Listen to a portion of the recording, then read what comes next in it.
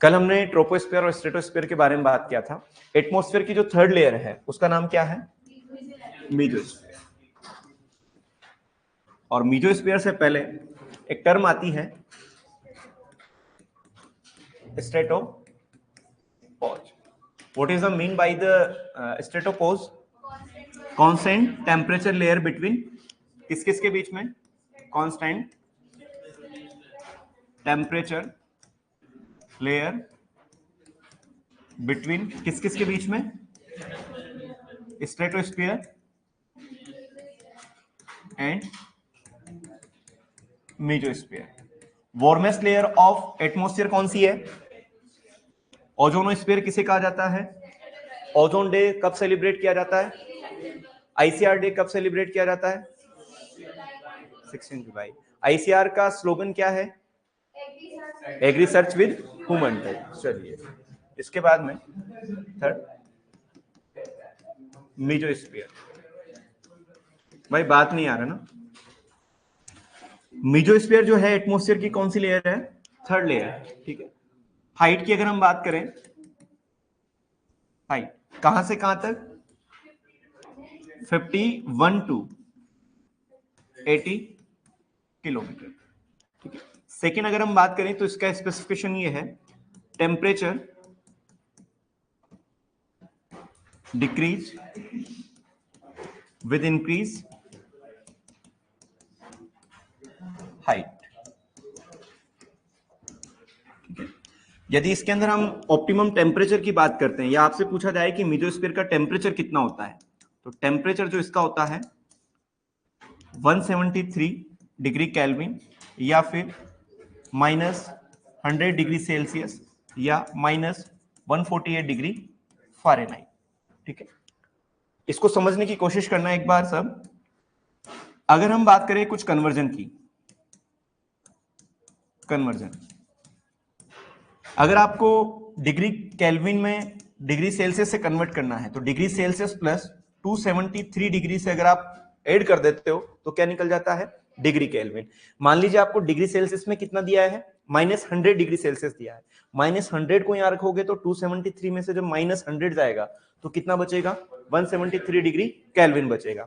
इसी तरीके से एक और कन्वर्जन होता है, डिग्री सेल्सियस को डिग्री फ़ारेनहाइट में कैसे कन्वर्ट करें? तो डिग्री सेल्सियस को डिग्री फ़ारेनहाइट में कन्वर्ट करने का है F-32 डिवाइडेड बाई 9। ये किसका कन्वर्जन फैक्टर है? डिग्री सेल्सियस को डिग्री फ़ारेनहाइट में या डिग्री फ़ारेनहाइट को डिग्री सेल्सियस में कन्वर्ट करने का है। क्लियर है? अब तक की जो भी लेयर हमने पढ़ी है उसके अंदर सबसे लोवेस्ट टेम्परेचर अगर आपसे पूछा जाए तो कौन सी लेयर का है? मीजोस्फीयर का। यानी अगर आपसे पूछा जाए कि एटमॉस्फेयर की कौन सी ऐसी लेयर है जो कि कोल्डेस्ट लेयर होती है या जिसके अंदर सबसे कम तापमान होता है, तो कौन सी है? मीजोस्फीयर। एक चीज याद रखना है कि आपने सर ने पढ़ाया होगा कि पेट्रोग्राफी होता है, पेट्रोलॉजी होता है, सोयल साइंस के अंदर पढ़ाया होगा पेट्रोजेनेसिस होता है। तो इसी तरीके से मीजोस्फीयर की जब हम बात करते हैं तो जो कोल्ड चीजें होती हैं उनके लिए एक वर्ड यूज किया जाता है, कीमो। कौन सा वर्ड यूज किया जाता है? कीमो। तो इस मीजोस्फीयर को जो है दो और नाम से जाना जाता है, it is the coldest layer या it is the known as a chemosphere. ठीक है। तो इसके अंदर हम लिख सकते हैं कोल्डेस्ट लेयर ऑफ एटमॉस्फेयर या फिर नोन एज अ कीमोस्फीयर। अगर पूछा जाए कीमोस्फीयर किसे कहा जाता है तो मीजोस्फीयर। अगर आपसे पूछा जाए सीट ऑफ वेदर फिनोमिना किसे कहा जाता है? ट्रोपोस्फीयर को। ओजोनोस्फीयर किसे कहा जाता है? स्ट्रेटोस्फीयर को। Sir water vapour volume basis पे कितना होता है? देखो एक चीज और मैं आपको लिखाना भूल गया था, स्टार डाल के लिख लेना।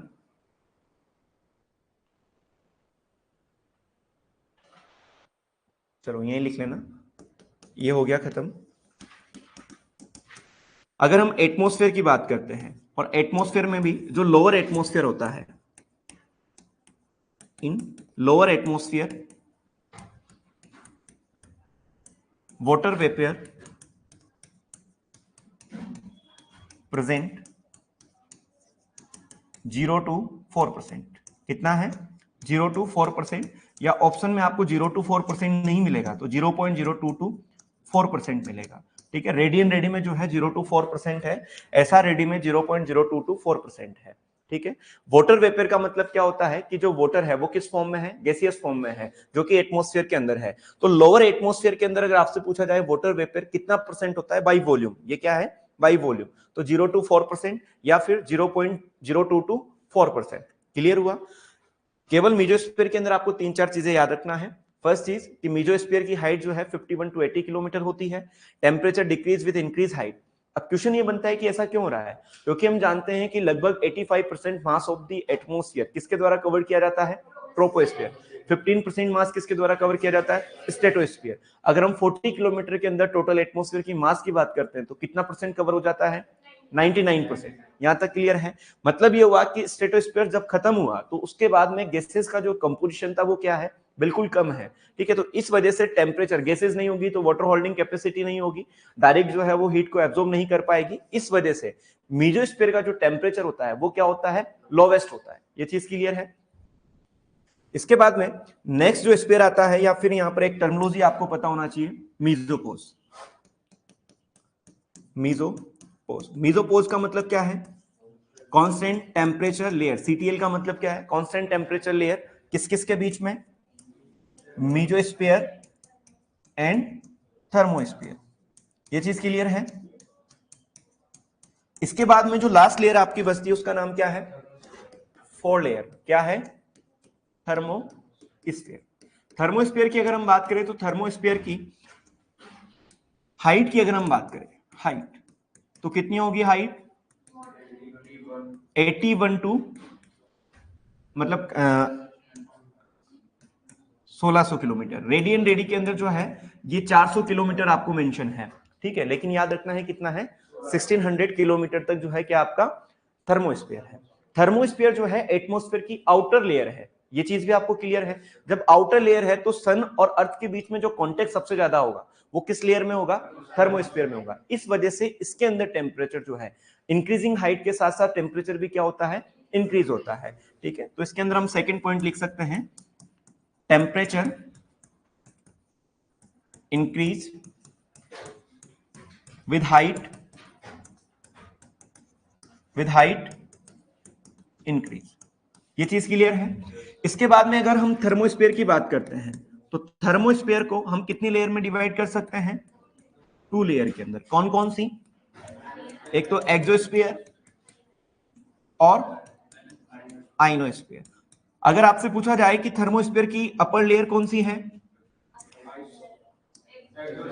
थर्मोस्फीयर की अपर लेयर कौन सी है, एक्सोस्फीयर। लोअर लेयर कौन सी है, आइनोस्फीयर। ठीक है, तो ये क्या है, upper layer.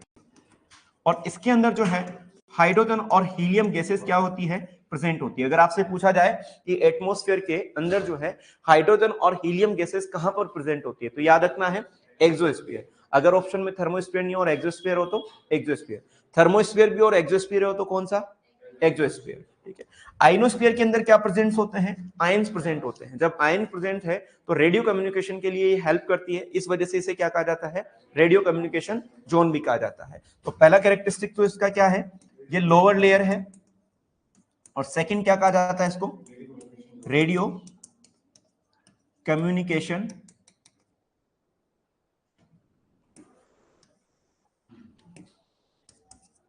Radio communication zone. ठीक है, जितनी भी सैटेलाइट्स होती है वो सैटेलाइट्स कहां होती है, आइनोस्फीयर के अंदर। ये चीज क्लियर है। तो ये आपका है थर्मोस्फीयर। यहां से ज्यादा कोई क्वेश्चन इससे नहीं पूछा जाएगा। एटमॉस्फेयर के स्ट्रक्चर के अंदर जो पहला इंपॉर्टेंट क्वेश्चन बनता है कि किस बेसिस पर एटमॉस्फेयर का क्लासिफिकेशन किया जाता है, तो वर्टिकल टेम्परेचर वेरिएशन के बेसिस पे। कितनी लेयर्स में किया जाता है, किस लेयर के अंदर टेम्परेचर इंक्रीज होता है, डिक्रीज होता है, किस रेट से होता है, क्या इनकी हाइट्स होती है, कौन एटमॉस्फेयर का कितना परसेंट मास कंट्रीब्यूट करता है, और किन किन नामों से इनको जाना जाता है। और थोड़ा सा स्पेसिफिकेशन देखना है ओजोनोस्फीयर से रिलेटेड। ठीक है, कि ओजोन जो है वो कौन सी गैस को जो है प्रोहिबिटेड करती है एंट्री करने से, तो याद रखना है अल्ट्रावायलेट रेडिएशन को। ये चीज क्लियर रहेगी। तो एक बार आप इसको लिखिए, फिर हम आगे बढ़ते हैं वेदर एलिमेंट्स पर। Stratopause, constant temperature layer between the stratosphere and mesosphere. Divya Chauhan sir, ये वाली आज ही अपलोड हो जाएगी क्या? क्लासेस कब अपलोड होती है आपकी? सही, कल होती है। चलिए, लाइव में सो जाएगी और ये कल अपलोड हो जाती है ना। मीजोस्फीयर की बात करें तो height 51 to 80 kilometre, temperature decrease with increase height, ठीक है। टेम्परेचर 173 डिग्री केल्विन और -100 डिग्री सेल्सियस और -148 डिग्री फ़ारेनहाइट। एआरओ 2016 के अंदर एक क्वेश्चन पूछा गया था एग्रोनॉमी में, मैं शायद आपको लिखाना भूल गया। टॉप लेयर ऑफ ट्रोपोस्फीयर का टेम्परेचर लिख लेना -60 डिग्री सेल्सियस। एआरओ एग्रोनॉमी 2016 का क्वेश्चन है कि टॉप लेयर ऑफ ट्रोपोस्फीयर का जो है टेम्परेचर कितना होता है, तो -60 डिग्री सेल्सियस होता है। ये क्वेश्चन पूछा गया था। थोड़ा जल्दी लिखना। विष्णु जी लिखा या पेन चला रहा? लिख लिया क्या?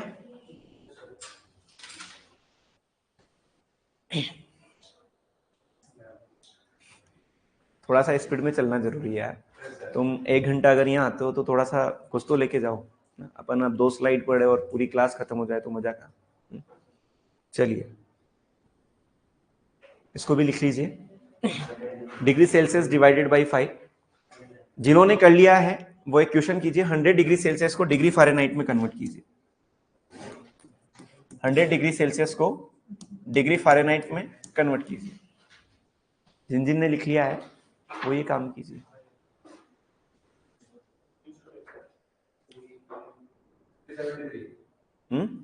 अबे लच्छे, वापस चेक कर। 580 आएगा। डिग्री सेल्सियस को डिग्री फ़ारेनहाइट में कन्वर्ट करा रहा हूं मैं, डिग्री सेल्सियस को डिग्री केल्विन में कन्वर्ट नहीं। आप ये लिखो है ना, ऐसा नहीं हो कि आप पहले लिखो नहीं और इसको सोल्व करने बैठ जाओ। कहां पर? कहां पर? प्रेजेंट के बाद में बराबर का साइन है भाई, थोड़ा इक्वल का ना, ये थोड़ा सा राइटिंग 0 to 4%। 148 डिग्री फ़ारेनहाइट किसी का आंसर आया, 148 डिग्री फ़ारेनहाइट। थोड़ा सा और करेक्शन करो।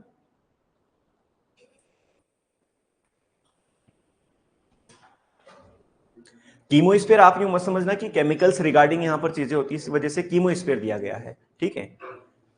कोल्ड रीजन होने की वजह से इसको कीमोस्फीयर कहा गया है। 212 डिग्री फ़ारेनहाइट, सुरेंद्र कुमार बता रहे हैं। दोस्त ये माइनस में आएंगे या प्लस में आएंगे 212 डिग्री? चलो ये लिख लिया क्या? पहला प्राइमर ऑब्जेक्टिव और गोल के बीच में डिफरेंस जानते हो? अच्छा, चलिए फिर तो अच्छी बात है। तो हमारा जो प्राइम ऑब्जेक्टिव है वो इसको कवर करना है पहले ना। चलो लिखिए ये थर्मोस्फीयर। माइनस के आएंगे 212 डिग्री फ़ारेनहाइट, ठीक है। अभी हम सोल्व करेंगे जब टेम्परेचर पढ़ेंगे तो।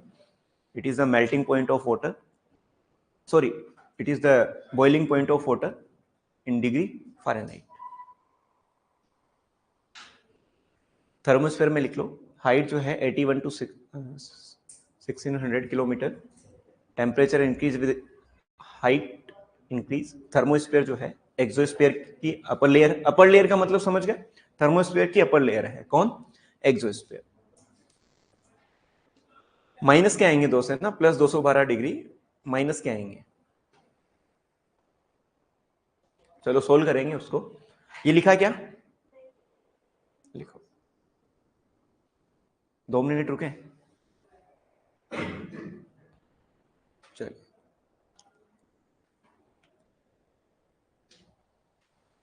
ये बैग किसका है तुम में से? इधर अमेरिकन टूरिस्ट का? संसद भवन की तरह कुछ लेके तो नहीं आ गए उधर? सुना है कल संसद भवन में माहौल बन गया था। हनुमान बेनीवाल जो है सबसे पहले जाके,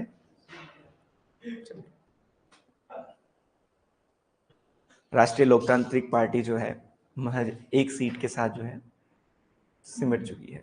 और किसी अगर कोई रालोपा का समर्थक हो तो भाई बुरा मत मानना, कोशिश अच्छी थी क्योंकि बीजेपी को जिताने में उसका योगदान रहा है। लिख लिया क्या? चलिए जी, इसके बाद में हम बात करते हैं वेदर एलिमेंट्स के बारे में।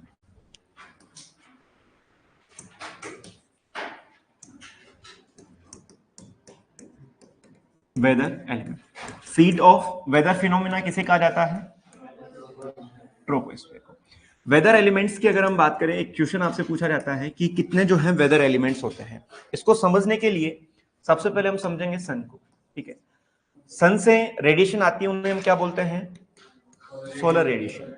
सोलर रेडिएशन की वजह से एनर्जी, और एनर्जी की वजह से हीट, और हीट की वजह से क्या जनरेट होता है? टेम्परेचर, यानी डिग्री ऑफ हॉटनेस और कोल्डनेस किसकी वजह से होता है? हीट की वजह से होता है ना। तो सेकंड क्या हो जाएगा यहाँ पर? टेम्परेचर। क्लियर हुआ? अब टेम्परेचर का घटना या बढ़ना ये डिपेंड करता है भाई वहां का एटमॉस्फेरिक प्रेशर। मतलब टेम्परेचर जो है एक और चीज को अफेक्ट करता है, वो है आपका एटमॉस्फेरिक प्रेशर। एटमॉस्फेरिक प्रेशर जो है अफेक्ट करता है किसको? विंड को। हवाओं के चलने की वजह से कहां से कहां की ओर चल रही है, इसकी वजह से क्या होता है? प्रेसिपिटेशन होता है, ठीक है। तो एक और क्या हो जाएगा आपका? प्रेसिपिटेशन, ठीक है। प्रेसिपिटेशन अगर होगा तो बारिश होगी, रेनफॉल होगा। रेनफॉल अगर होगा तो ग्राउंड पर जो है मॉइस्चर होगी, और मॉइस्चर होगी तो ह्यूमिडिटी क्रिएट होगा, यानी अगला क्या हो जाएगा? Relative humidity.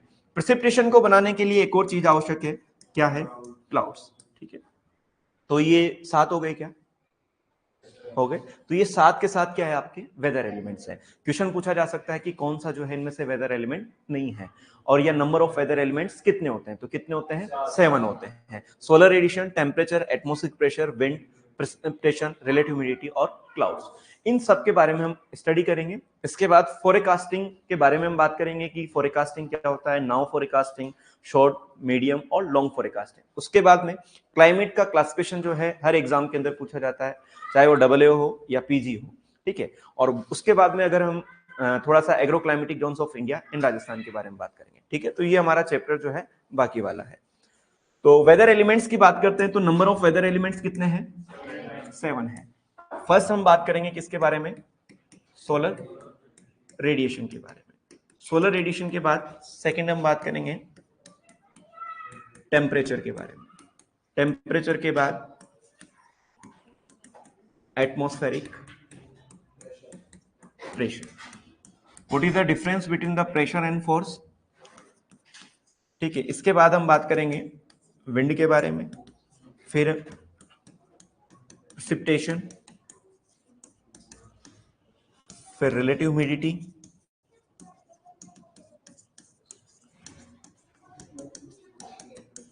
और लास्ट जो है हम बात करेंगे क्लाउड्स के बारे में, ठीक है। तो एक सिंपल क्वेश्चन आपको याद रखना है कि कौन सा जो है वेदर एलिमेंट है और कौन सा वेदर एलिमेंट नहीं है। सबसे पहले हम बात करते हैं सोलर रेडिएशन के बारे में। First one, solar radiation. Solar radiation की अगर हम बात करें, इसको एक बार समझिए, उसके बाद में लिखना। पूरी अर्थ पर जो है एनर्जी का अगर प्राइम सोर्स की बात करते हैं, यूनिवर्सल सोर्स की बात करते हैं, तो कौन है? सन है। भाई बात मत करिए। सन जो है वो अर्थ पर, किसी को अगर बात करनी है तो 2 मिनट बात कर लो, ठीक। सन जो है किसका सोर्स है? एनर्जी का सोर्स है। और सन से जो एनर्जी है वो किस फॉर्म में आती है? सोलर रेडिएशन के रूप में आती है। और रेडिएशन क्या है? अगर रेडिएशन की बात करें तो radiant form of energy which is consist of small particles, those are known as a quanta or photons। यानी जो सन से आने वाली जो एनर्जी है वो रेडिएशन की फॉर्म में आती है, उसको हम सोलर रेडिएशन बोलते हैं। ये छोटे छोटे पार्टिकल से मिलकर बनी होती है, जिनको क्वांटा या फोटोन कहा जाता है। दैट इज क्लियर, ये चीज समझ में। अब सन से जो है रेडिएशन कितने प्रकार की होती है? जितनी भी रेडिएशन आएगी उनको हम बोलते हैं टोटल इनकमिंग रेडिएशन। क्या कहा जाता है? टोटल इनकमिंग रेडिएशन कहा जाता है। और सन से जो है मेनली 3 प्रकार की रेडिएशन आती है। एक डायरेक्ट रेडिएशन होती है, एक डिफ्यूज रेडिएशन होती है, और एक जो है रिफ्लेक्टेड बैक होती है, या जिन्हें हम अल्बिडो बोलते हैं। एक बार समझने के लिए मैं आपको बता रहा हूं, डायरेक्ट रेडिएशन, इसका मतलब क्या है कि सन से जो है रेडिएशन कहां आ रही है? डायरेक्ट आ रही है, यानी बिना कोई उसके अंदर अवरोध उत्पन्न हुए या बिना किसी पार्टिकल्स के द्वारा स्कैटर्ड हुए कहां पर पहुंचती है? अर्थ सरफेस पर पहुंचती है, तो उसको हम क्या बोलते हैं? Direct radiation. Diffuse radiation, diffuse का मतलब होता है कहीं ना कहीं टकराकर जो है वो दूसरे डायरेक्शन में चली जाना, या किसी चीज से टकराकर जो है कहां पर पहुंचती है, अर्थ सरफेस पे पहुंचती है। इसको हम स्कैटर्ड रेडिएशन भी कहा जाता है, अभी हम समझेंगे। एक हो गया हमारा डायरेक्ट रेडिएशन, एक हो गया डिफ्यूज रेडिएशन। मान लीजिए सन है और सन से अगर डायरेक्ट रेडिएशन अर्थ पर पहुंच रही है तो इसको हम क्या बोलेंगे, डायरेक्ट रेडिएशन। मान लीजिए कुछ क्लाउड्स हैं, बादल हैं, या कोई स्मोक के पार्टिकल हैं या स्मोक है, तो यहां से रेडिएशन आई, फिर इससे टकराई, फिर इससे टकराई, फिर अर्थ पर पहुंच रही है, तो ये हमारे लिए कौन सी होगी, डिफ्यूज रेडिएशन। ठीक है, एक रेडिएशन ऐसी है जो अर्थ सरफेस पर आती है लेकिन वापस क्या हो जाती है, रिफ्लेक्टेड बैक हो जाती है, इसको हम क्या बोलेंगे, रिफ्लेक्टेड रेडिएशन, या फिर इसे क्या कहा जाता है, अल्बिडो कहा जाता है। That is clear. अगर मैं आपसे कहूं डायरेक्ट और डिफ्यूज, इन दोनों को अगर हम जोड़ देते हैं तो इनको कहा जाता है ग्लोबल रेडिएशन। क्या कहा जाता है, ग्लोबल रेडिएशन। और ग्लोबल रेडिएशन में से अगर आप रिफ्लेक्टेड रेडिएशन को माइनस कर देते हो तो निकल के आ जाता है आपका नेट रेडिएशन। अभी हम समझेंगे। आपको केवल अभी याद रखना है कि सन से जो रेडिएशन आती है उन्हें हम क्या बोलते हैं, सोलर रेडिएशन। और सोलर रेडिएशन के अंदर 2-3 पॉइंट्स हैं जो आपको याद रखना है। First one, sun is the prime source of energy in earth, on the earth। ठीक है, सेकेंड पॉइंट की बात करते हैं, what is the mean of radiation. Radiation का मतलब होता है it is the radiant form of energy, radiant form of energy, ठीक है,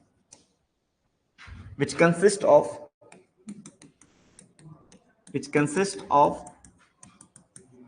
small particles known as quanta या क्वांटा और photon in the form of electromagnetic waves. ठीक है, ये लाइन बड़ी इंपॉर्टेंट है, थोड़ा ध्यान से समझना। रेडिएशन का मतलब है रेडिएंट फॉर्म ऑफ एनर्जी, यानी किसी तरंग के रूप में जो है क्या आ रही है, ऊर्जा आ रही है। विच कंसिस्ट ऑफ, जो कि मिलकर बनी होती है, स्मॉल पार्टिकल, छोटे छोटे पार्टिकल्स हैं, जिनको हम क्या बोलते हैं, क्वांटा या फोटोन कहा जाता है, in the form of electromagnetic waves. ठीक है, तो एक इंपॉर्टेंट क्वेश्चन पूछा जाता है कि ये जो मैग्नेटिक वेव्स आती है वो कौन सी फॉर्म होती है, इलेक्ट्रोमैग्नेटिक होती है या और भी कोई नाम आपसे पूछा जा सकता है, तो याद रखना है कौन सी फॉर्म में होती है, इलेक्ट्रोमैग्नेटिक वेव्स। कौन से पार्टिकल से मिलकर बनी होती है, जिन्हें हम क्या बोलते हैं, क्वांटा या फॉर्म। किस फॉर्म की एनर्जी है, रेडिएंट फॉर्म ऑफ एनर्जी है। दैट इज क्लियर, यहां तक समझ में आया। इसके बाद में अगर हम बात करें सोलर रेडिएशन का क्लासिफिकेशन, जैसे मान लीजिए सोलर रेडिएशन, सोलर रेडिएशन की बात करते हैं तो सोलर रेडिएशन जो है कितने प्रकार की होती है, 3 टाइप्स की होती है। फर्स्ट वन कौन सा, डायरेक्ट रेडिएशन, फर्स्ट हो जाएगा आपका डायरेक्ट रेडिएशन। सेकंड हो जाएगा आपका डिफ्यूज्ड रेडिएशन, या इन्हें कहा जाता है स्कैटर्ड रेडिएशन। और थर्ड जो है आपका रिफ्लेक्टेड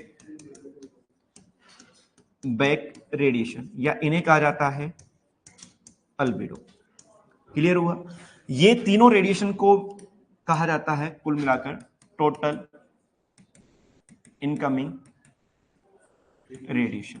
क्लियर हुआ। इसके बाद में यदि हम यहां पर एक स्टार डालूं, 1+2, इन दोनों को कहा जाता है ग्लोबल रेडिएशन।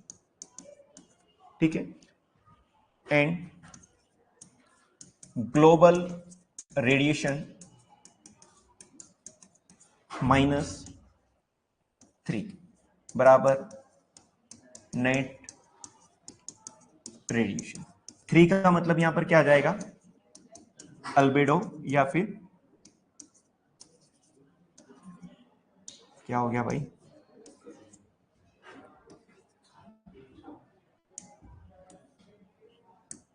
या लिखे ना अल्बेडो। ठीक है, ग्लोबल रेडिएशन किसे कहा जाता है, 1+2, यानी डायरेक्ट और डिफ्यूज रेडिएशन दोनों को मिलाकर क्या कहा जाता है? Global radiation. ग्लोबल रेडिएशन में से अगर हम अल्बिडो को माइनस कर देते हैं तो क्या बचता है हमारे पास? Net radiation. ये चीज समझ में आई। इसके बाद में एक क्वेश्चन पूछा जाता है कि डायरेक्ट रेडिएशन को हम किसके द्वारा मेजर करते हैं? तो याद रखना है, टोटल इनकमिंग रेडिएशन को तो हम मेजर करते हैं पायरेनोमीटर के द्वारा। ठीक है, यहां पर लिख लेना measured by पायरेनोमीटर।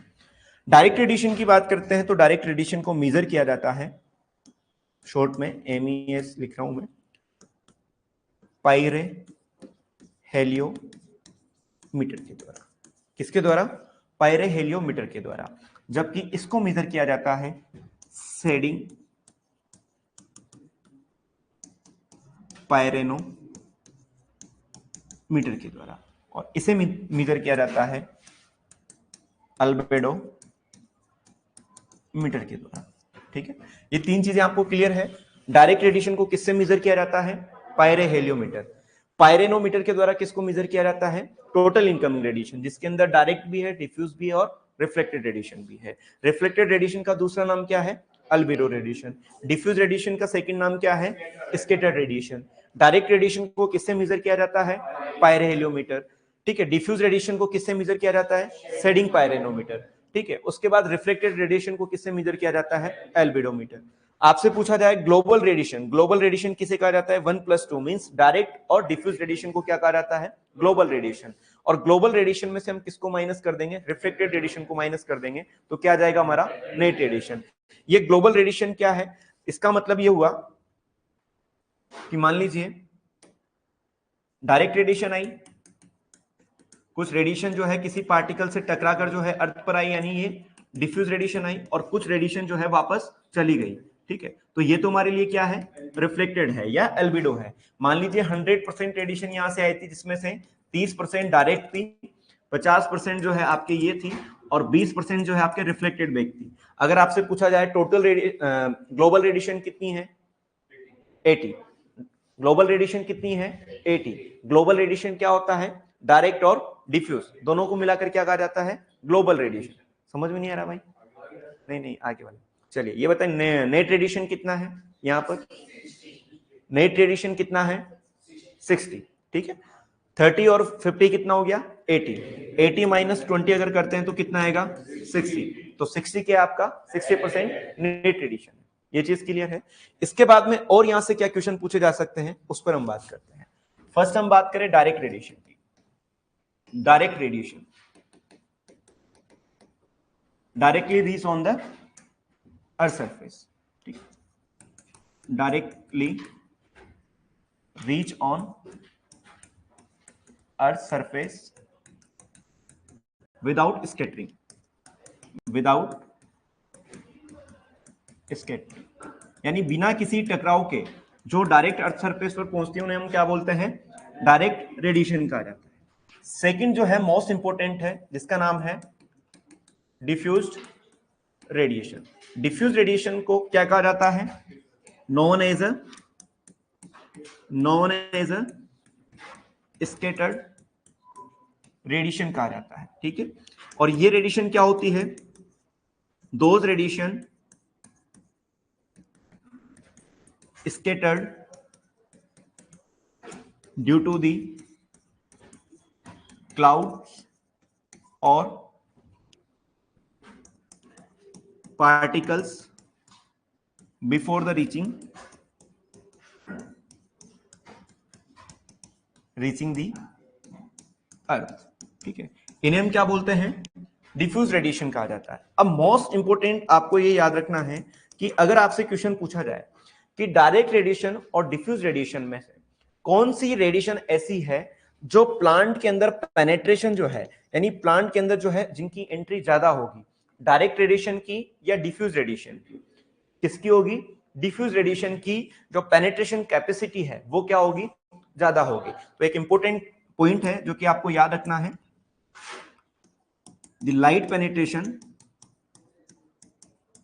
penetration of diffused radiation is more compare to direct radiation. ये चीज क्लियर है? यहां तक समझ में आया क्या? फर्स्ट इज डायरेक्ट रेडिएशन में कोई ज्यादा समझने की आवश्यकता नहीं है। डिफ्यूज रेडिएशन यानी टकराकर जो है अर्थ सरफेस पे आएगी, टकराने को जो है स्कैटर्ड बोला जाता है, तो स्कैटर्ड रेडिएशन कहा जाता है। मैंने कहा इसका मेजरमेंट जो है वो शेडिंग पायरेनोमीटर के द्वारा किया जाता है। जब एटमॉस्फेयर के अंदर क्लाउड होंगे तो क्लाउड होने से छाया होगी, छाया को अंग्रेजी में शेड कहा जाता है। जब क्लाउड है तो जाहिर सी बात है रेडिएशन डायरेक्ट नहीं आएगी, वो टकरा कर आएगी। इस वजह से डिफ्यूज रेडिएशन को जो मेजर किया जाता है वो किससे किया जाता है? शेडिंग पायरेनोमीटर से किया जाता है। जबकि डायरेक्ट रेडिएशन जो है इन्हें हम क्या बोलते हैं? पायरे हेलियोमीटर से। जबकि टोटल इनकमिंग रेडिएशन किससे मेजर किया जाता है? पायरेनोमीटर से किया जाता है। ये चीज क्लियर है? इसके बाद में मोस्ट इंपोर्टेंट इसके आते हैं factor affecting diffuse radiation. Factor affecting diffused radiation. Factor affecting diffuse radiation के अंदर 3 फैक्टर हैं जो आपसे पूछे जा सकते हैं। फर्स्ट है क्लाउडीनेस, ठीक है। सेकंड है आपका सीजन, और थर्ड है आपका देखो, अगर क्लाउडीनेस ज्यादा होगा तो क्या स्कैटर्ड रेडिएशन ज्यादा होगी क्या? ठीक है, तो क्लाउडीनेस यदि ज्यादा है, क्लाउडी यदि ज्यादा है तो स्कैटर्ड रेडिएशन भी क्या होगी? ज्यादा होगी। सीजन की बात करते हैं तो विंटर सीजन के अंदर आपने देखा होगा कोहरा पड़ता है, स्मोक ज्यादा होता है, तो विंटर सीजन के अंदर क्या होता है? अगर विंटर सीजन होगा तो स्कैटर्ड रेडिएशन का परसेंटेज भी क्या होगा? ज्यादा होगा। बात आती है लेटीट्यूड की। लेटीट्यूड मैंने आपको बताया था कि इमेजिनरी लाइन जो क्या करती है, दो ज्योग्राफिकल पॉइंट्स के बीच में डिस्टेंस को इंडिकेट करती है, उसको हम क्या बोलते हैं? लेटीट्यूड बोलते हैं। आप सभी जानते हैं कि पूरे ग्लोब के अंदर सबसे ज्यादा जो टेम्परेचर है वो इक्वेटर पर होता है। कहां पर होता है? इक्वेटर पर। रीजन क्या है? क्योंकि इक्वेटर पर जो सन है वो सीधा चमकता है। जैसे जैसे आप दूरी जाते जाओगे वैसे वैसे जो रेडिएशन है, सन की जो डायरेक्ट रेडिएशन है वो नहीं आएगी, यानी वो कम होती जाएगी। इसका मतलब ये हुआ कि जो हायर लेटीट्यूड्स होते हैं वहां पर एनर्जी का सोर्स कौन सी रेडिएशन होती है? स्कैटर्ड रेडिएशन होती है। तो एक इंपॉर्टेंट क्वेश्चन है, higher latitude scattered radiation is the prime source of energy, prime source of energy। ये 3-4 पॉइंट्स आपको क्लियर है क्या? पहली चीज डायरेक्ट रेडिएशन, कोई ज्यादा समझने की आवश्यकता नहीं। डिफ्यूज रेडिएशन जिन्हें क्या कहा जाएगा? Scattered radiation. स्कैटर्ड रेडिएशन को किससे मेजर करेंगे? शेडिंग पायरेनोमीटर के द्वारा। Light penetration of diffuse radiation is more compare to direct radiation. Clear है? कोई चीज डायरेक्ट आएगी तो पेनिट्रेशन जो है वो इजीली नहीं करती है, लेकिन डिफ्यूज रेडिएशन का जो पेनिट्रेशन कैपेसिटी है वो ज्यादा होती है। और रिफ्लेक्टेड रेडिएशन तो कोई पेनिट्रेशन करती नहीं है, इस वजह से उनको हम जो है ग्लोबल रेडिएशन के अंदर काउंट नहीं करते हैं। इसके बाद है फैक्टर अफेक्टिंग डिफ्यूज रेडिएशन की कौन कौन से ऐसे फैक्टर हैं जो डिफ्यूज रेडिएशन को अफेक्ट करते हैं। फर्स्ट है क्लाउडीनेस। ज्यादा अगर क्लाउड्स होंगे, ज्यादा स्कैटर्ड रेडिएशन होगी, रेडिएशन डायरेक्ट नहीं आ पाएगी, यानी स्कैटर्ड रेडिएशन क्या होती है? ज्यादा होती है। सीजन की बात करते हैं तो विंटर सीजन के अंदर जो है ज्यादा स्मोक होता है, इस वजह से स्कैटर्ड रेडिएशन भी क्या होगी? ज्यादा होगी। लेटीट्यूड की मैंने बात की तो हायर लेटीट्यूड्स पर जैसे कि 90 डिग्री 60 डिग्री, तो वहां पर जो प्राइम सोर्स ऑफ एनर्जी है वो क्या होगा? आपका स्कैटर्ड रेडिएशन होगी। ये चीज क्लियर है क्या? एक बार आप इनको लिखिए, फिर हम अल्बिडो के बारे में समझेंगे क्योंकि यहां से क्वेश्चन पूछे जाते हैं। यहां तक लिख लिया था? चलिए इसको लिखिए।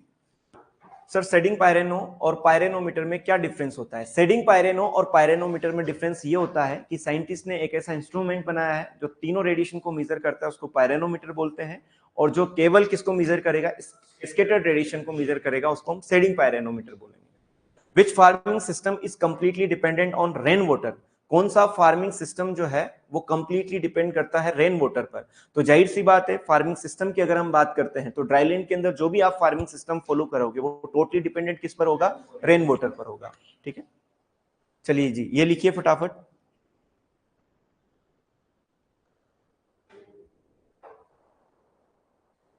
Radiation, radiant form of energy which consists of small particle known as a quanta or photon in the form of electromagnetic waves। अभी बताते हैं लक्ष्य।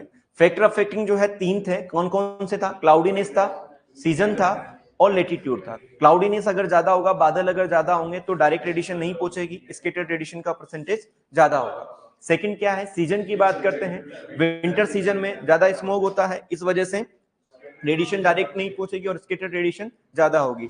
लेटीट्यूड की बात करें तो हायर लेटीट्यूड पर एनर्जी का जो सोर्स होता है वो क्या होती है, स्कैटर्ड रेडिएशन होती है। रीजन क्या है, इक्वेटर पर तो डायरेक्ट जो है सन रेडिएशन आती है, यानी डायरेक्ट रेडिएशन आती है, लेकिन जैसे जैसे दूरी होती जाती है वैसे वैसे जो है डायरेक्ट रेडिएशन का परसेंटेज कम होता जाता है। लिखा क्या ये? चलिए, सोलर रेडिएशन इस तरीके से इनको क्लासिफाई कर लीजिए। टोटल इनकमिंग रेडिएशन किससे मेजर की जाएगी? पायरोनोमीटर। कभी कंफ्यूजन नहीं होना है टोटल इनकमिंग रेडिएशन में और डायरेक्ट रेडिएशन के इंस्ट्रूमेंट के अंदर। पायरोनोमीटर भी कई प्रकार के होते हैं, लिक्योर पायरोनोमीटर होता है, प्रिसिजन पायरोनोमीटर होता है, बेलानी पायरोनोमीटर होता है, आपको लिखने की आवश्यकता नहीं है, ठीक है।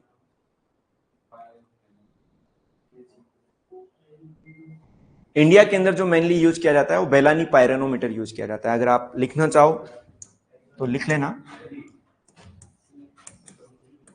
बेलानी पायरोनोमीटर, ठीक है।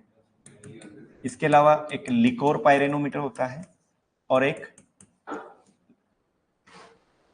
लिकोर है ना, लिक्योर नहीं है। लिक्योर जानते हो क्या होता है लिक्योर? प्रिसीजन पायरोमीटर, चलिए लिखो, डिंग्स बोलते हैं ना, बेलानी पायरोनोमीटर लिखो। अबे लिख ले, चलो लिखो लिखो लिखो। डायरेक्ट रेडिएशन, डिफ्यूज रेडिएशन और रिफ्लेक्टेड रेडिएशन। 1 और 2 को तो समझ रहे हो, डायरेक्ट रेडिएशन और diffuse radiation. Global radiation minus albedo अगर आप करते हो तो नेट रेडिएशन। एक और इसका क्लासिफिकेशन है on the basis of spectral length, ठीक है, अल्ट्रावायलेट रेडिएशन, पीआर और इंफ्रारेड रेडिएशन का, वो भी हम देखेंगे। पहले एल्बिडो के बारे में समझ लेते हैं।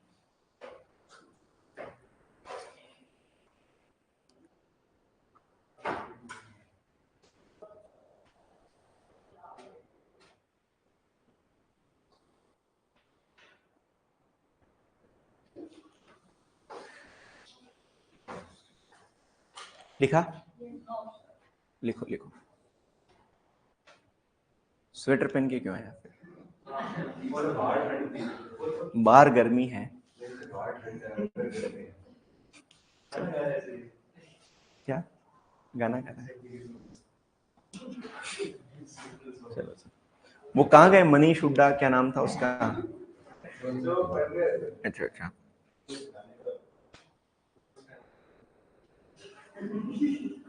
क्या? अच्छा अच्छा, अच्छी बात है। मैं तो सोचता हूँ कि तुम 10-15 लोग जो है फर्स्ट रैंक लगाओ। पॉसिबल है? क्यों विष्णु, पॉसिबल है क्या कि 15 लोगों की एक रैंक आ जाए? नहीं है ना? क्यों नहीं है पॉसिबल?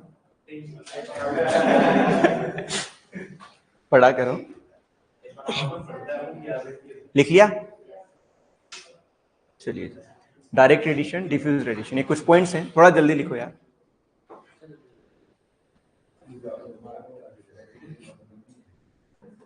हमारे एक सर थे, शुक्ला सर, डॉक्टर उमानाथ शुक्ला, है ना, अभी भी है, ऐसा नहीं है ना। हाँ, हमें पढ़ाते थे जोधपुर यूनिवर्सिटी के अंदर। अभी सीओई है, कंट्रोलर ऑफ एग्जामिनेशन है, और डिपार्टमेंट के हेड भी हैं इकोनॉमी के। वो जब पढ़ाते थे तो वो बहुत फास्ट लिखाते थे, है ना।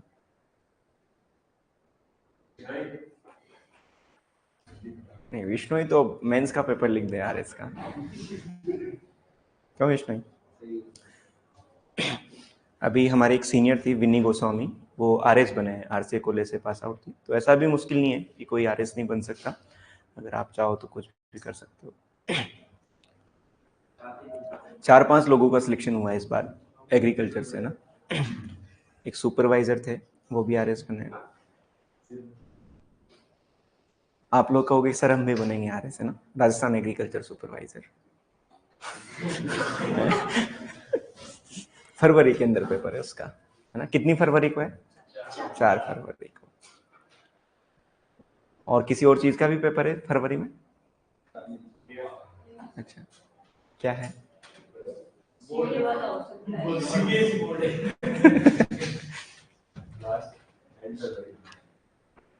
चलो लिख लिया क्या?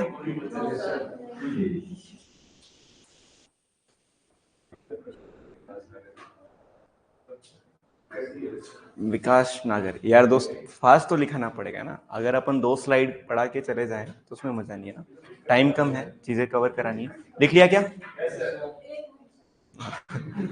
बिल्कुल बिल्कुल लिखो।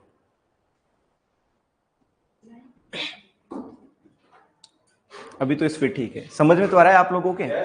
एक तो ऐसा नहीं हो कि मैं यहाँ पे पढ़ा के चला जाऊं और पीछे से गालियां दो कि नहीं क्या सर है, ऐसा नहीं है। चलिए क्या ठीक है, बोल दे, कोई दिक्कत नहीं। लिख लिया? चलिए, ये 3 चीजें और लिख लो, क्लाउडीनेस, सीजन और लैटिट्यूड।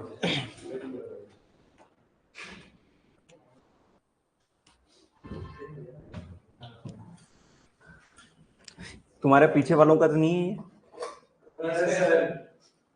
है?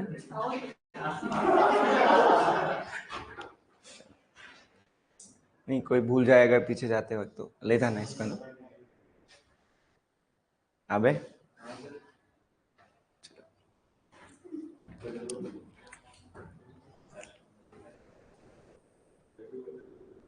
लाइट पेनिट्रेशन को हम और समझेंगे। पीजी 2022 के अंदर जो क्वेश्चन पूछा गया था, शायद ही आप लोगों भी एक बार निकालिएगा उसको, कल हम उसके बारे में बात करेंगे कि टोटल एब्जॉर्ब रेडिएशन का जो है पीआर में कितना कंट्रीब्यूट करता है। ये क्वेश्चन पूछा गया था और प्री पीजी के अंदर जितने भी बच्चे बैठे थे लगभग जो है सबका क्वेश्चन गलत हुआ था।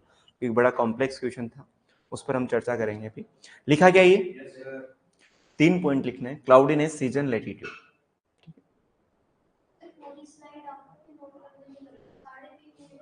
3.5 मिनट लगते हैं। चलिए, और मैं 1 मिनट के बाद बोल देता हूँ कि हाँ ठीक है, आगे से ध्यान रखेंगे। जैसे अभी 5:36 हुए हैं,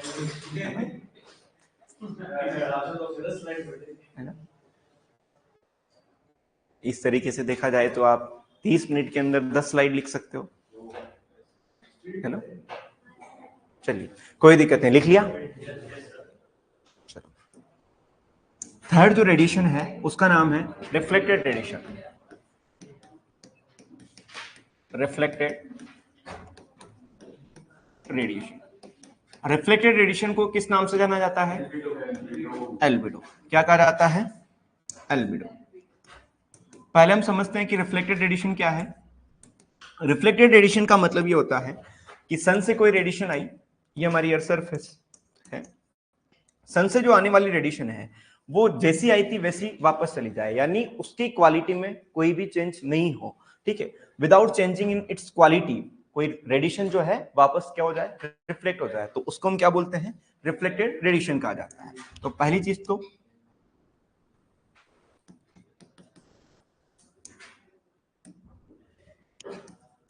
radiation reflected back without change in its quality, ठीक है, इसे हम क्या बोलते हैं? रिफ्लेक्टेड रेडिएशन कहा जाता है। ये चीज समझे। अब मोस्ट इंपोर्टेंट जो चीज है वो है आपका अल्बिडो, ठीक है। अल्बिडो की अगर हम बात करें तो अल्बिडो जो है एक लैटिन वर्ड से लिया गया है, लैटिन वर्ड जिसका मतलब होता है वाइटनेस, ठीक है, जिसका मतलब क्या होता है? वाइटनेस। अगर इसके रिफ्लेक्टेड रेडिएशन या अल्बिडो की अगर हम बात करते हैं तो इसकी रेंज जो होती है, वेरी गुड, कितनी होती है? रेंज जो है 0 to 1 होती है। यहां पर जो 0 है वो यूज किया जाता है ब्लैक बॉडी के लिए, और 1 जो यूज किया जाता है वो यूज किया जाता है व्हाइट के लिए। ये चीज समझ में आई? इसके बाद में आपसे क्वेश्चन पूछा जाता है what is the formula of albedo. Albedo के अगर फॉर्मूले की अगर हम बात करते हैं, ठीक है, तो टोटल इनकमिंग रेडिएशन, रेडिएशन और ऊपर हो जाएगा आपका रिफ्लेक्टेड रेडिएशन। यदि हम किसी भी चीज को 100 से मल्टीप्लाई कर देते हैं तो वो जो है किस में आ जाती है, वैल्यू परसेंट में आ जाती है। यदि मैं यहाँ पर इसको 100 से मल्टीप्लाई कर दूंगा तो ये किस में आ जाएगा, अल्बिडो परसेंटेज में आ जाएगा। समझ में आया क्या यहाँ तक? तो यदि अगर आपसे पूछा जाए अल्बिडो का डेफिनेशन क्या होता है, अल्बिडो का डेफिनेशन हो जाएगा कि percentage of reflected radiation from without changing their quality of total incoming radiation. इसको हम क्या बोलते हैं, अल्बिडो। या हिंदी में आपको ये समझना है कि भाई जितनी रेडिएशन आ रही है उनमें से कितनी रेडिएशन ऐसी है जो बिना उनकी क्वालिटी में चेंज हुए रिफ्लेक्ट हो चुकी है, उसको हम क्या बोलते हैं, अल्बिडो कहा जाता है। ये चीज समझ में। अब 0 हमने ब्लैक के लिए क्यों यूज किया और 1 जो है व्हाइट के लिए क्यों यूज किया, इसको हम पहले समझते हैं। ठीक है, मान लो जैसे कि कोई ब्लैक बॉडी है। आपने देखा होगा कि गर्मियों के दिनों में सर्दियों के दिनों में या गर्मियों के दिनों में किसी ब्लैक कपड़े को अगर आप सुखाते हो तो वो जल्दी सूख जाता है। ठीक है, उसका रीजन क्या है कि ब्लैक बॉडी की जो एब्जॉर्बिंग कैपेसिटी है लाइट को वो ज्यादा होती है।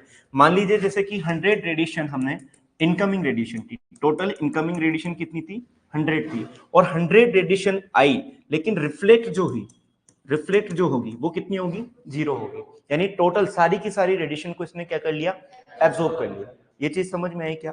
यदि मैं यहां पर ब्लैक बॉडी के लिए एल्बिडो निकालूं तो एल्बिडो का फॉर्मूला क्या है कि टोटल इनकमिंग रेडिएशन कितनी है, तो टोटल इनकमिंग रेडिएशन कितनी है, यहां पर 100 है।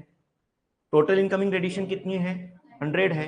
इसके बाद में रिफ्लेक्टेड रेडिएशन की बात करें तो कितनी है, 0 है। तो रिफ्लेक्टेड रेडिएशन कितनी है, 0 है। अगर हम इनटू 100 की बात करते हैं, ठीक है, क्या हुआ, 100 का भाग अगर आप 0 में दोगे तो क्या आएगा, 0 आएगा। 0 को अगर 100 से मल्टीप्लाई करोगे तो क्या आएगा, 0 आएगा। यानी ब्लैक बॉडी का जो एल्बिडो है वो कितना होता है, 0 होता है। ये चीज समझ में आई क्या? आपने देखा होगा कि जहां पर बर्फ ज्यादा होती है, जहां की सरफेस जो है वो बर्फ से कोटेड होती है, वहां पर भी सन की रेडिएशन आती है, लेकिन वहां पर जितनी रेडिएशन आती है वो बर्फ जो है वो आइस जो है उसको एब्जॉर्ब नहीं करती है और सारी की सारी रेडिएशन क्या हो जाती है, रिफ्लेक्टेड बैक हो जाती है। यदि अगर हम व्हाइट सरफेस की बात करते हैं या व्हाइट बॉडी की बात करते हैं, तो व्हाइट बॉडी पे मान लीजिए जैसे कि 100 रेडिएशन आती है और 100 की 100 रेडिएशन ही वापस क्या हो जाती है, रिफ्लेक्टेड बैक हो जाती है। यानी टोटल इनकमिंग रेडिएशन कितना था, 100 था, वापस रिफ्लेक्टेड कितनी हुई, 100 हुई। यदि हम इसको परसेंट में निकालेंगे तो 100 से मल्टीप्लाई कर देंगे, अभी हम परसेंट में नहीं निकाल रहे, तो 100 से 100 क्या हो जाएगा, क्रॉस हो जाएगा। आपके सामने क्या बचेगा, 1 बचेगा। तो व्हाइट बॉडी का एल्बिडो कितना होता है, 1 होता है, जबकि ब्लैक बॉडी का एल्बिडो कितना होता है, 0 होता है। एग्जाम के अंदर आपसे क्वेश्चन पूछा जा सकता है, एल्बिडो जो है वो कौन सी लैंग्वेज का वर्ड है, लैटिन लैंग्वेज, जिसका मतलब क्या होता है, व्हाइटनेस। रेंज कितनी होती है, 0 to 1। 0 किसकी, कौन सी बॉडी की होती है, ब्लैक बॉडी की। 1 की कौन सी बॉडी की होती है, व्हाइट। फॉर्मूला क्या है कि टोटल इनकमिंग रेडिएशन नीचे आएगा और रिफ्लेक्टेड रेडिएशन ऊपर आएगा इनटू 100। कभी अगर एग्जाम में आप कंफ्यूजन हो जाओ कि टोटल ऊपर आएगा या रिफ्लेक्टेड नीचे आएगा, आपको क्या याद रखना है, ब्लैक बॉडी का एग्जांपल याद रखना है कि जितनी रेडिएशन आती है उतनी ही क्या हो जाती है, एब्जॉर्ब कर ली जाती है, और वैल्यू क्या निकल के आती है, 0। तो टोटल कितनी है, 100, रिफ्लेक्टेड कितनी हुई, 0। अगर इसको आप सोल्व करते हो तो वैल्यू क्या आती है, 0 आती है। समझ में आया क्या? ये चीज आपको याद रखना है। इसके बाद में जो सबसे इंपॉर्टेंट चीज है वो कुछ क्रॉप्स का और कुछ सोइल्स का जो है एल्बिडो परसेंटेज एग्जाम में पूछा जाता है। 1-2 साल पहले या तो डब्ल्यूओ 2018 के अंदर या पीजी 2019 के अंदर एक क्वेश्चन पूछा गया था कि राइस का एल्बिडो कितना होता है। वेरी गुड, कितना होता है, 12% होता है। अब देखो ऐसा तो है नहीं कि फार्मर जो है वो एल्बिडो मेजर करने बैठेगा, लेकिन हमें एग्जाम पॉइंट ऑफ व्यू से इन सारी चीजों को याद करना है। अभी देखते हैं इनको कैसे याद करना है। पहली चीज, पर्टिकुलर्स, ठीक है, और इधर लिख देते हैं एल्बिडो परसेंटेज। मान लीजिए फर्स्ट टाइम हम बात करते हैं ब्लैक सॉइल के बारे में, ठीक है, ब्लैक सॉइल। और ब्लैक सॉइल में भी 2 सॉइल हैं, एक ड्राई सॉइल है और एक मॉइस्ट सॉइल है। एक मॉइस्ट सॉइल है और एक ड्राई सॉइल है। आप में से मुझे कौन बताएगा कि कौन सी सॉइल का एल्बिडो जो है, मॉइस्ट सॉइल का या ड्राई सॉइल का, किसका एल्बिडो ज्यादा होगा? ड्राई का एल्बिडो ज्यादा होगा, मॉइस्ट का एल्बिडो कम होगा। क्योंकि आप सभी जानते हैं कि जो चीज जितनी रेडिएशन को एब्जॉर्ब करती है उसका एल्बिडो उतना ही क्या होता है, कम होता है। ठीक है, जैसा कि हमने अभी देखा ब्लैक बॉडी, ज्यादा रेडिएशन को एब्जॉर्ब किया तो उसकी वैल्यू क्या आई, 0 आई। व्हाइट की अगर हम बात करते हैं तो जितना ज्यादा रेडिएशन को उसने रिफ्लेक्ट किया उसकी वैल्यू क्या आई, ज्यादा आई। यदि हम मॉइस्ट और ड्राई सोइल दोनों में से बात करते हैं तो कौन ज्यादा रेडिएशन को एब्जॉर्ब करेगा, मॉइस्ट करेगा। जो ज्यादा रेडिएशन को एब्जॉर्ब करेगा उसका एल्बिडो क्या होता है, कम होता है। तो मॉइस्ट सोइल का जो एल्बिडो होता है वो केवल 8% होता है, जबकि ड्राई सोइल का कितना होता है, 14% होता है।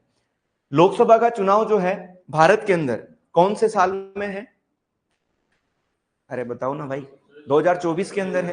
तो नरेंद्र मोदी जी हमारे भारत के क्या है, प्रधानमंत्री हैं। वो कौन से ईयर तक जो है वो प्रधानमंत्री बने रहेंगे, वैसे 2028 तक बने रहेंगे। 2024 में जो है पूर्ण बहुमत के साथ जो है भाजपा सरकार बनेगी, है ना, ऐसा नहीं है।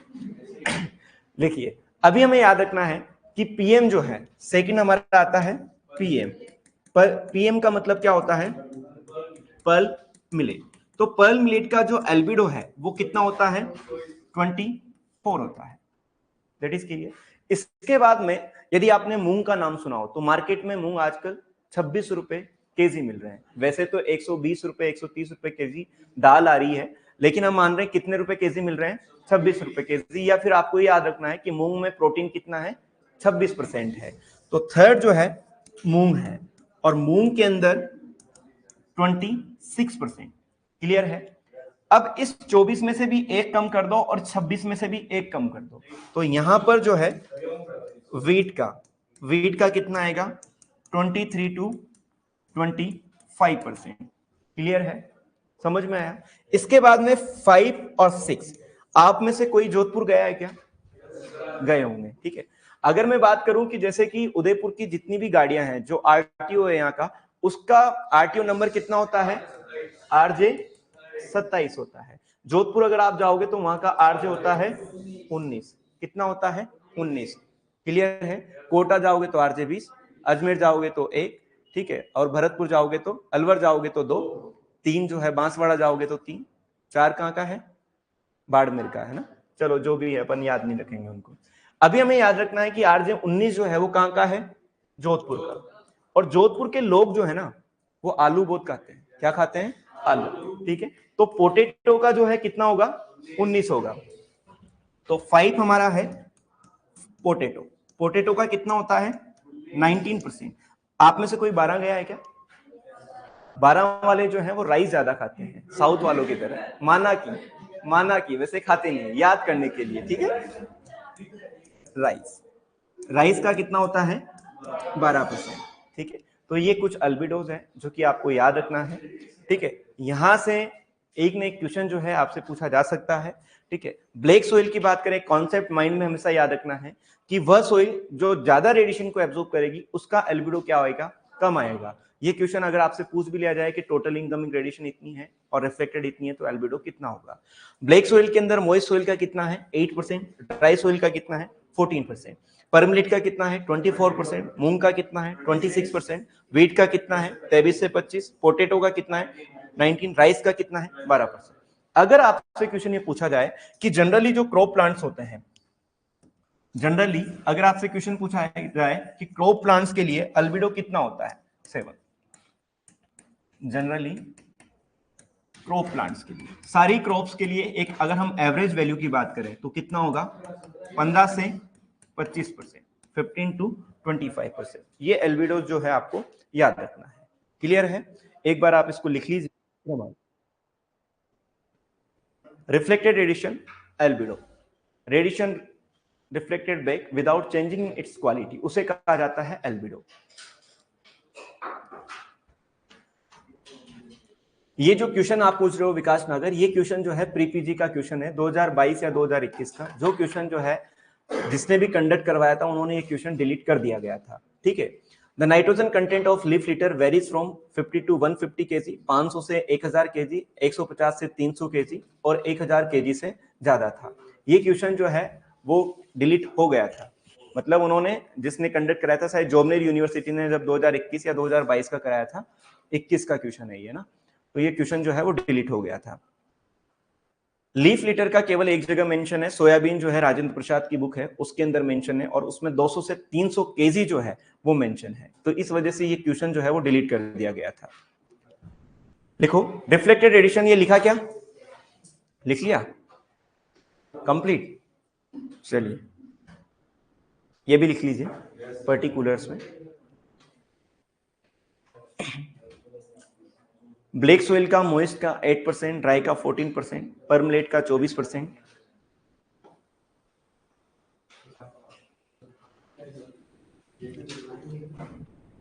लिख लिया? चलो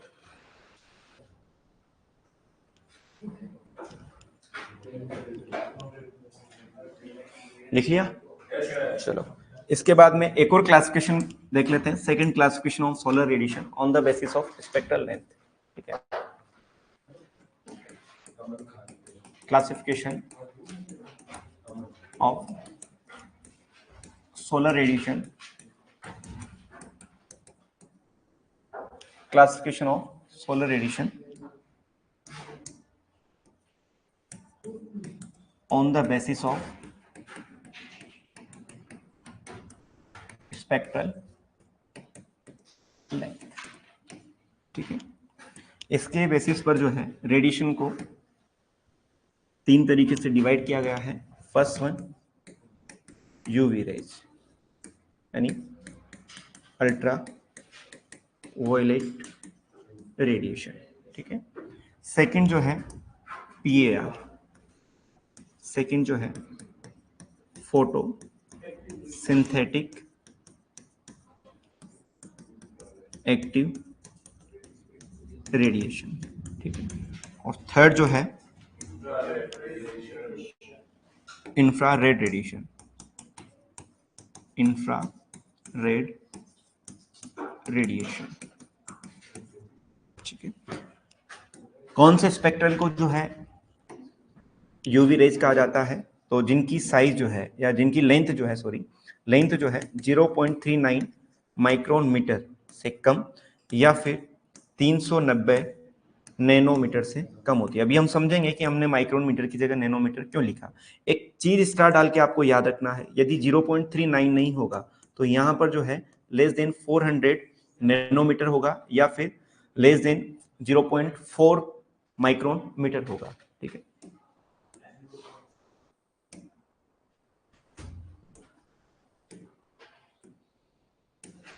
या तो यहाँ पर 0.4 से कम होगा या यहाँ पर जो है 400 नैनोमीटर से कम होगा। ऑप्शन में क्या दिया गया है? अगर दोनों दिया गया है तो आपको 0.39 वाला जो है एग्जैक्ट राइट मानना है, क्योंकि रेडी एंड रेडी के अंदर जो है उसमें तो नहीं दिया गया ये क्लासिफिकेशन। ऐसा रेडी की जो बुक है उसमें क्लासिफिकेशन दिया गया है, लेकिन कुछ बुक्स के अंदर जो है 400 नैनोमीटर से कम भी दे रखा है। ठीक है, तो ये चीज आपको याद रखना है।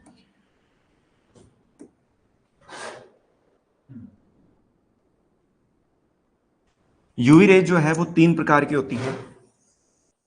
कौन कौन सी? केबीसी, ए, बी और सी, 100 से 280 नैनोमीटर। ठीक है, 280 नैनोमीटर से 315 नैनोमीटर। ठीक है, और 315 से हम यहाँ पर मान रहे हैं अभी 400 या 390 नैनोमीटर। क्लियर है? अभी हम समझेंगे कि ये माइक्रोन मीटर को नैनोमीटर में क्यों लिखा। ठीक है, ए, बी और सी, इनका नाम केवल ए और बी और सी के नाम से ही दिया गया है। एक क्वेश्चन पूछा जाता है सबसे हार्मफुल कौन सी है? ठीक है, हार्मफुल, तो हार्मफुल का सीक्वेंस जो है C is more harmful compare to B compare to A. जिसकी वेवलेंथ जितनी ज्यादा कम होगी वो उतनी ज्यादा क्या होती है? हानिकारक होती है, हार्मफुल होती है। That is clear. Total radiation का जो है 7%, टोटल रेडिएशन का 7% क्या होती है? यूवी रेज होती है। ये चीज क्लियर है। इसके बाद पीएआर, इन्हें शॉर्ट में कहा जाता है पीएआर कहा जाता है, और ये टोटल रेडिएशन का 44% होता है, और ये जो है 48% या 49% जो है अप्रोक्स याद रखना है आपको। उसके बाद में इस रेडिएशन के अंदर एक चीज याद रखना है, विबजोर। क्या याद रखना है? विबजोर। और विबजोर में जो आर होता है वो रेड को इंडिकेट करता है, और रेड लाइट जो है मैक्सिमम कंट्रीब्यूशन करती है किसके अंदर? पीआर में। या फिर फोटोसिंथेसिस के अंदर सबसे ज्यादा पार्टिसिपेट कौन सी करती है? रेडिएशन। इसका क्लासिफिकेशन भी है, रेडिएशन को जो है परसेंटेज में भी है कि कौन सी रेडिएशन कितना परसेंट है, लेकिन आपको केवल ये याद रखना है अभी कि रेड रेडिएशन जो है वो फोटोसिंथेसिस में सबसे ज्यादा पार्टिसिपेट करती है। ठीक है। इसके बाद में आता है इंफ्रारेड रेडिएशन, सॉरी यहाँ पर वो चीज रेंज लिखना भूल गए।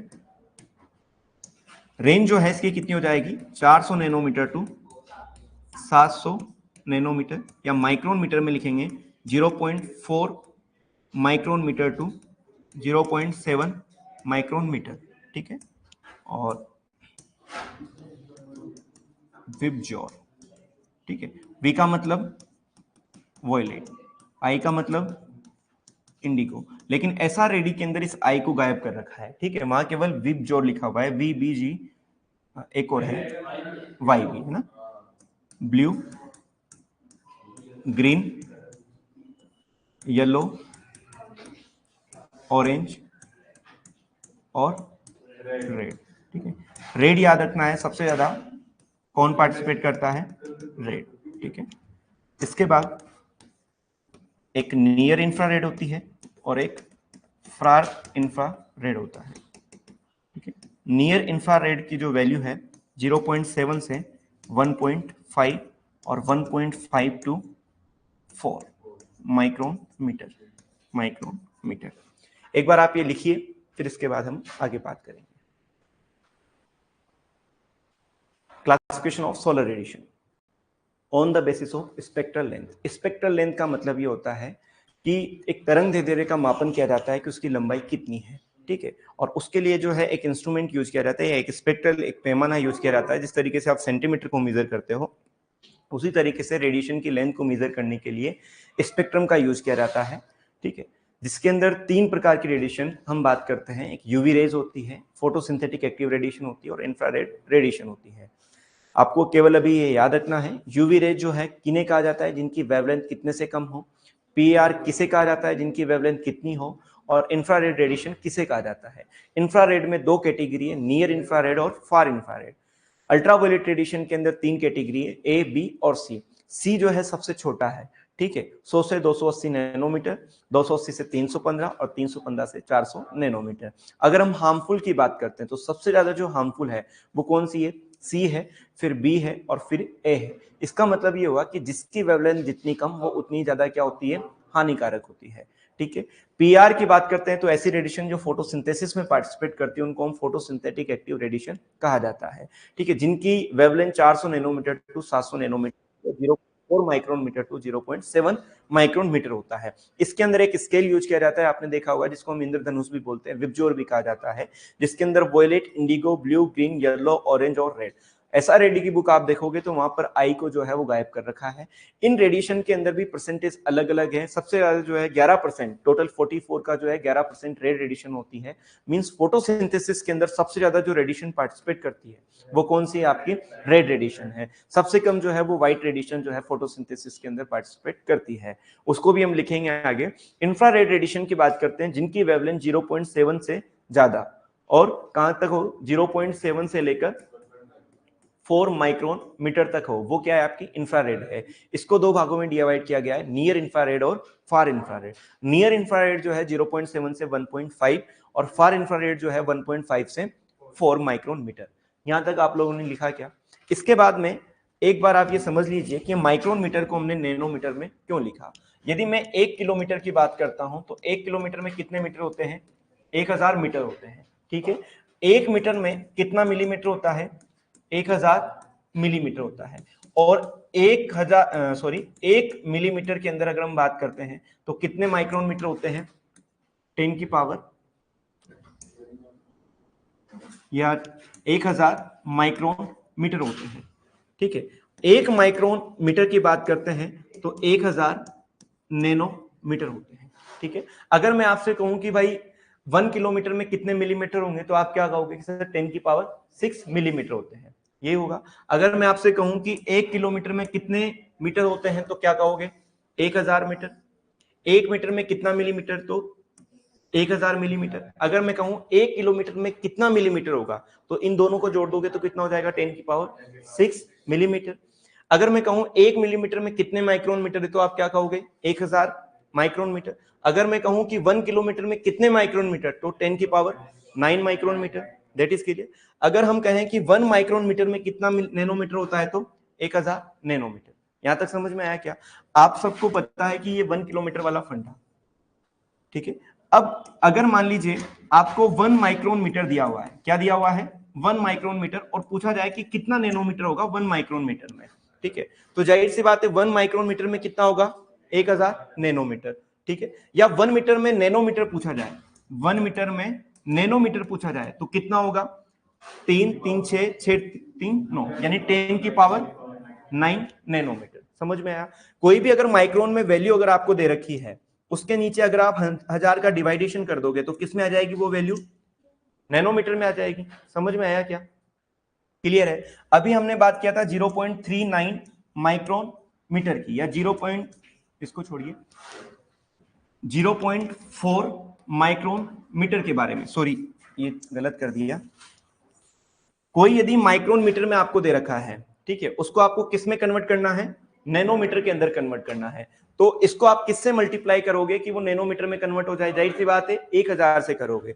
जैसे 0.4 माइक्रोन मीटर है, उसको किस में कन्वर्ट करना है? नैनोमीटर में। तो किससे मल्टीप्लाई करेंगे इसको? 0.4 इंटू 1000। इसको क्या मैं 4 डिवाइडेड बाई 10 लिख सकता हूं क्या? इंटू 1000। एक जीरो से एक जीरो क्रॉस होगा तो कितना बचेगा? 400। यानी कोई भी माइक्रोन मीटर में जो वैल्यू दे रखा है उसके नीचे हम किसका डिवाइडेशन करेंगे? 1000 का करेंगे, तो किस में कन्वर्ट हो जाएगी?